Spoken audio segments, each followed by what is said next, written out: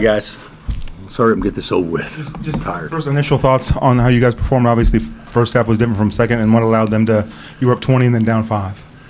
Well, they were great, Right. and we were awful for a stretch. We missed some easy shots. Our bad shot selection led to transition. Didn't guard the ball screen, and plus they played lights out. Those guards are as fast as we'll ever play against. You could make that the theme, first half, second half, where you could say first half great, second half sucked. They were great, but somehow found a way to win. Because I think we went on a 7-0 run the last 3 minutes or whatever. So we were fortunate, but also I thought our guys did some good things. And we got a couple of guys that the pieces don't quite just fit yet. They just don't know yet. And hopefully that'll change. But, Zeke during the first half, AJ during the first half, Juan kind of kept us in at the second half. KJ was great the first half. Then Hunt down the stretch was good.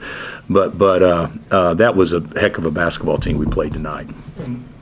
The atmosphere of the blue blood matchup, I know it's early, but is it fun to coach in something like this? Yeah, first half was great.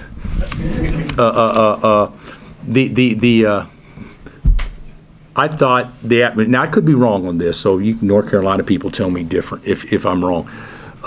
Total class on both sides. It was cheer your team, but not get after the other team. I think there's a mutual respect because North Carolina and Kansas doesn't exist without the other one. I mean, Dean Smith came from here. Larry Brown came from Carolina. Roy Williams came from Carolina and Kansas. I mean, there's some things about this place and the other thing is, for the first time in a long time, it's not emotional if Hubert and I play. It was emotional for Roy. It was emotional for Coach Smith. It was emotional for Larry. There was too much emotion going on to have it be a good game. Now it's a good game, and I think in large part because those emotional ties don't exist anymore. But there's nothing but respect for each other. At least I assume that's how they feel too. Atmosphere was, it was a 10. I don't know that it can be turned up much more than what it was for 40 minutes tonight. Bill, I think you said during the summer you wanted 8 startable players through 2 games. I think you've had 40 bench points in each game, and last year you averaged, I think, 12 points per game off bench. Yeah. How much of a difference do you feel that through these 2 games, and what are you hoping to see still for some of these guys coming out? Well, I don't think Diggy and Ryland and AJ are comfortable yet. I don't. Rockies didn't get a chance to play tonight. He's done well, but I don't think they're comfortable with that yet. Zeke obviously played lights out and got tired. He missed like his last 5 but he was on fire there for a stretch. I thought, looking at it, and I could be wrong, but, KJ played way too many minutes. But other than that, nobody played 30, which is kind of a welcome deal for us, considering how we had to play everybody 35, 37 last year. So we'll get better. But that was just to try to piece it together down the stretch, play not to lose the second half. And, when you play not to lose, the basket shrinks, and they're playing with a big basket, and they were great, and we weren't being good. But somehow, guys figured it out down the stretch. Bill, you mentioned that Zeke got a little bit tired, but he still put the ball in his hands to make the pass on both those last 2 plays. I wonder if you could just take me through those last 2 plays, in particular his execution of the go-ahead bucket with about a minute and a half left. Well, that was you talking about the one to Hunt? Yeah. That's an old staple play we've run forever, and Juan needs to be the initiator, and Zeke's the next passer after Juan. So it worked out well. They really did a good job of crowding him. I think it was I think it was Trimble that was crowding him, and somehow he got the ball over to Hunt. But that was a staple play that we run for years, and they executed it perfectly. You mentioned some of the pieces not quite fitting together yet. Do you feel like that's more on offense or on defense? I think it's both. I think you got guys thinking instead of playing. That's natural, though. It's different for some of those guys. Ryland was so good the other night, but it's a different type of pressure playing in that tonight, and they want to do well so bad. But we'll be better. But one thing that we did see tonight, when A.J. Storr plays downhill, he's pretty good. So that was a big positive because he hasn't really done that yet. So we saw something that we haven't seen really yet. So that was positive. And I'm wondering defensively, when you've got a bunch of new guys playing with Hunter and the way you do ball screens, how much of an acclimation process do you feel like there is for guys like Rylan? Let's call it like it is. If we can, we're not going to be able to guard them coming downhill off a ball screen. I mean, those guys are good. We can do much better. And if we guarded it again, I think I would change how we did some coverages. But we haven't been worried about guarding North Carolina. We've been worried about what's going to work against 90% of the people we play. And so obviously a lot of that stuff's on me, but we got to do a better job with that. There were times we were actually good with it, but the second half when they were playing downhill, we were on, they were a step ahead of us the entire half. Bill, this is a game last year where both DeJuan and Hunter probably played 37, 38 minutes just because you didn't have any other options. Did you feel like they had a little extra juice down that stretch? Because I don't think either one would have finished the way they finished if Juan came out because of fouls, and Hunt didn't play as much the first half because of fouls, but they were both gassed at the end.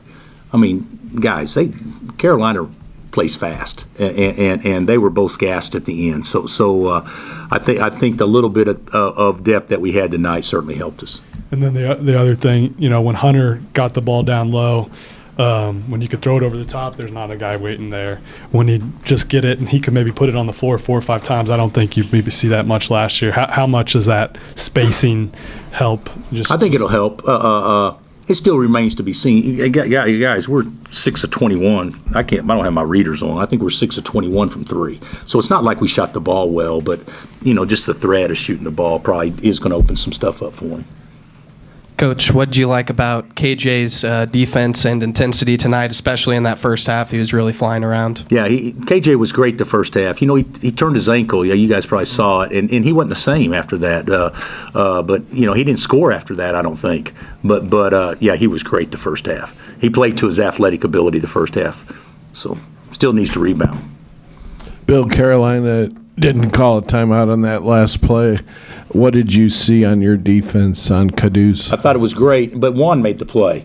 We knew they were going to, we call it Oklahoma State action, where they bring RJ off and then they go screen back for him, and then, he comes off the middle, and then he comes back and they pin in for him. And they were trying to get him a shot, and Juan kind of top blocked it where they couldn't get him the ball, and then we were switching 5 and on the ball screens, and Hunt did a really good job on Cadeau.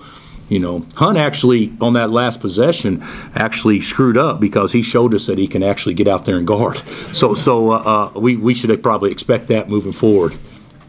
A lot of former players here, and you've tied Fog Allen as the school's all-time winningest coach. How does this rank? You're a Hall of Famer, but how do you feel about tying Fog Allen tonight? Oh, well, that, I feel good. I'll be honest with you. I didn't thought about it today till Brian Haney asked about it, and